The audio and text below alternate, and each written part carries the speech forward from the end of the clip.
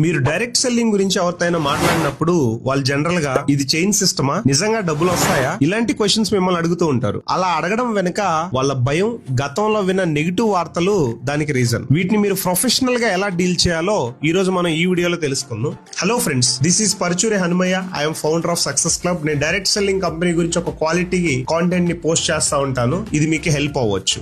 ఇది చైన్ సిస్టమా అని అడిగినప్పుడు మీరు ఇలా సమాధానం చెప్పొచ్చు వాళ్ళకి. ఫస్ట్ డిఫరెన్స్ ని ఎక్స్ప్లెయిన్ చేయండి. చైన్ సిస్టమ్ లో కేవలం మనుషులు చేరితేనే డబ్బులు వస్తాయి, కానీ డైరెక్ట్ సెల్లింగ్ లో ప్రొడక్ట్ అమ్మడం ద్వారా టర్న్ ఓవర్ జరుగుతుంది. ఇది ఒక ట్రెడిషనల్ బిజినెస్ లాంటిదే, కాకపోతే ఇక్కడ అడ్వర్టైజింగ్ ఖర్చుల్ని మనకి కమిషన్ గా ఇస్తారు. ఎగ్జాంపుల్ గా కార్పొరేట్ ఆఫీసెస్ ని మనం గమనిస్తే ఏ ఆఫీస్ లో చూసినా పైన ఒక బాస్ ఉంటారు, కింద మేనేజర్లు ఉంటారు, వాళ్ళ కింద స్టాఫ్ ఉంటారు. అది కూడా ఒక స్ట్రక్చరే కదా. ఇక్కడ మనం ఒక సొంత టీం ని బిల్డ్ చేసుకుంటాం అంతే. దాన్ని చైన్ సిస్టమ్ అంటే ఎలా చెప్పండి? ఈ విధంగా మీరు ఆన్సర్ చేయాలి. రెండోది, నిజంగా డబ్బులు వస్తాయా అని అడిగినప్పుడు ఇక్కడ మీరు గాల్లో మాటలు చెప్పకుండా వాస్తవాలు చూపించండి. ఫస్ట్ మీ జర్నీ గురించి చెప్పండి. నేను గత 6 నెలల నుంచి పనిచేస్తున్నాను, లేదా గత 3 నెలల నుంచి పనిచేస్తున్నాను. మీరు నేర్చుకున్న స్కిల్ గురించి, మీకు వస్తున్నటువంటి చిన్నపాటి ఆదాయం గురించి గానీ, మీరు ఆ బిజినెస్ లో ఎలాంటి ఫ్యూచర్ ని చూసారనే దాని గురించి జెన్యూన్ గా మాట్లాడండి. సిస్టమ్ గురించి ఎక్స్ప్లెయిన్ చేయండి. ఇది ఒక లాటరీ కాదు, ఇక్కడ వర్క్ చేస్తేనే డబ్బులు వస్తాయి, ఎంత టర్న్ ఓవర్ జరిగితే అంత ఆదాయం వస్తుందని నిజాయితీగా చెప్పండి. దానికి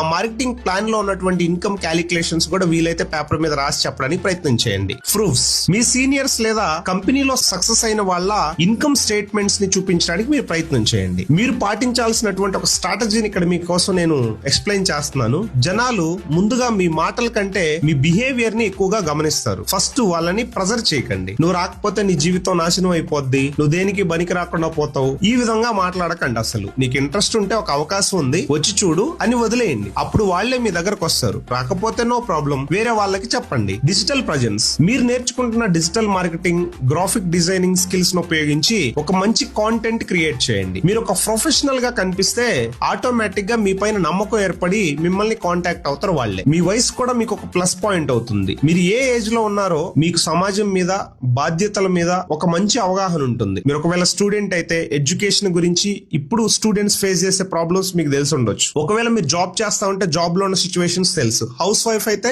హౌస్ వైఫ్ సిచ్యువేషన్స్ మీకు తెలుసు. కాబట్టి మీ ఏజ్ గ్రూప్ వాళ్ళతో రిలేట్ చేస్తూ వాళ్ళతో మాట్లాడినప్పుడు మనం 60 ఏళ్ల వరకు ఉద్యోగం చేయడం కంటే ఒక 3-4 ఏళ్లు కష్టపడి మంచిగా ఒక టీం ని బిల్డ్ చేసుకుంటే లైఫ్ టైం హ్యాపీగా ఉండొచ్చు కదా. ఇలాంటి పాయింట్స్ తో వాళ్ళతో డిస్కషన్ స్టార్ట్ చేయండి. మీరు కూడా డైరెక్ట్ సెల్లింగ్ లో పనిచేస్తా ఉంటే ఎలాంటి సమస్యలు మీరు ఎదుర్కొంటున్నారో కామెంట్ ద్వారా నాకు తెలియచేయండి. మీకు ఒక మంచి కంటెంట్ ఇవ్వడానికి ట్రై చేస్తాను. Thank you.